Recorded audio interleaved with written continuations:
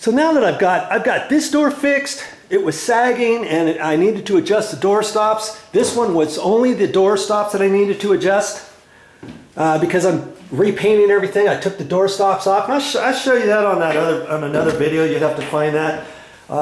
It's on my channel close to this one, or you go to my playlist under and scroll through on my main channel page, go to playlist, click on there and scroll down to doors. You'll find all kinds of stuff I've done. Okay, so now that I've checked those two, I'm just going to keep going around and check more doors. I'm basically going to be doing the same thing, seeing if I need to fix anything, see if anything is sagging. I know this one's not sagging.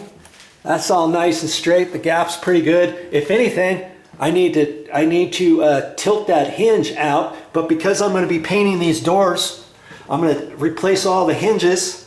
I'm taking all those hinges off so I can adjust this door when I get the new hinges, okay?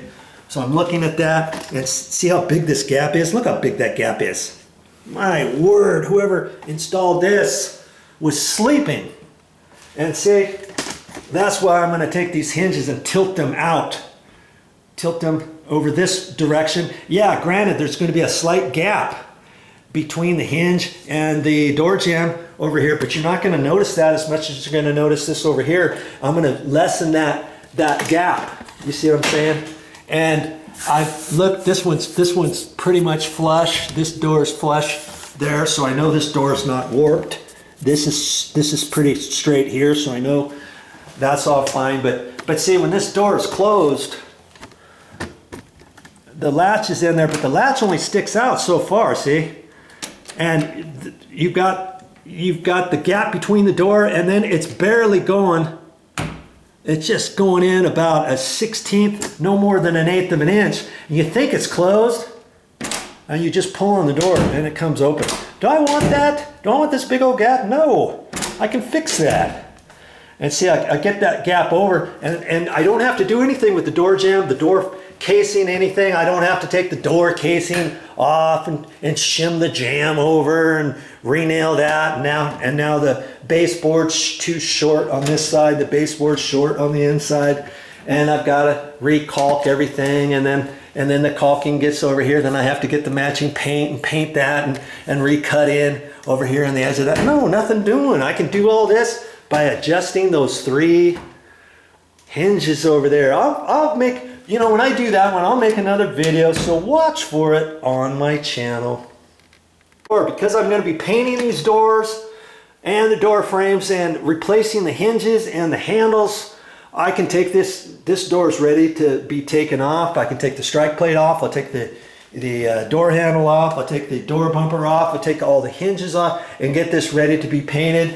And when I get done, I'm going to put some different door bumpers on there. This one happens to be white. That's kind of slick.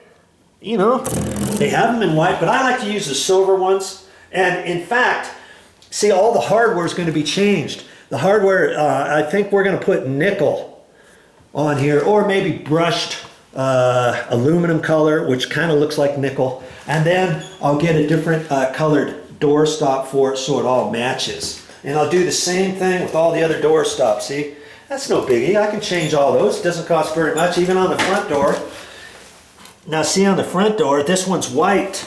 So then I have to decide, okay, the front door is kind of different than all the other doors because the front door handle, I'm not changing that. I'm not changing the hinges because this is a condo complex. And in a condo complex, you can't just start changing anything on your front. You can't just start changing something on your front door. You've got to check with your HOA, Homeowners Association, and find out. They're going to tell you no because they want all the handles and all the stuff to match existing conditions. Now actually, when this door is closed, you don't see the hinges. So there's one thing. I may change these hinges on this front door. Okay, but see, that's the thing. If I change the hinges, I would probably want to keep them the same color because usually you want to keep everything the same on this door. Because see, this is still going to be bright brass, bright brass, bright brass. I could change that door bumper to a brass one, a bright brass one. instead of the white one. And if I change these hinges, I would get new hinges, bright brass. These look a little tired, a little marked up, a little, see, you know what they did? This was an older hinge, and then they used a different hinge half for this. Because see, you can see different colors. This is dark, this one's light, this one's dark, this one's light. But it's the same thing just on that one. See there? This one's the same. See? Look. And the bottom one looks okay. It's just that one. So I may have to change that, and I'll have to look, and maybe I can change it. Let's see. This one's clear on the 2. Oh, that one's clear on the 2. See, I could have taken that one. See, the 3 I need is this, but that's too dark because I'm going to be changing everything in here to nickel or the brushed aluminum color. And all the rest of the interior doors, this is a smaller hinge. This is probably 3.5-inch hinge, and the front door is 4-inch. So worst case scenario, I could go to the store and just buy one hinge, the bright brass, and replace this one and have all that lined up so I could fix that. Okay, so I'll go around, and on this front door, I know this front door is really close right there, and in fact it's just barely starting to rub, and you can see that right there, and you can see it right there, see? And so today, before I leave, that's one of the things on the list, is I'm gonna have to adjust the 3 hinges on this door. Not that the door is sagging. The door is not sagging. It looks fine, but it's just too close to this edge. And I've got plenty of room here, don't I? Look at this. If I suck that hinge over and the door jamb area over there, same thing on that one, same thing on this bottom one, I've got plenty of room to do that. So I'm gonna do the same thing as though I was doing a sagging door, except I'm doing all 3 hinges. I'm just taking this door and moving the whole entire thing over about 1/8 of an inch, so I got more of a gap here. Because this is a front door, and this front door, most doors have a beveled edge. This would be the high edge, and the back side would be the low edge. This would be the low edge, and this would angle a little bit so that this back edge isn't that much closer to the door jamb when it closes. Did you know that? Yeah. But this particular door, it's a metal clad door, and it's, hear that? It's kind of like a heavy plastic or metal something. On the outside, I think it's the same. And so I don't think they put a bevel on those. And all the interior doors would have bevels. I don't think I have my T-square. I don't think I have my T-square here. Maybe I do. No, I wasn't going to make this part of the video, but if you want to, if you're interested in seeing this, let's see. Let's see if I have the T-square here. Look at that. I do have it.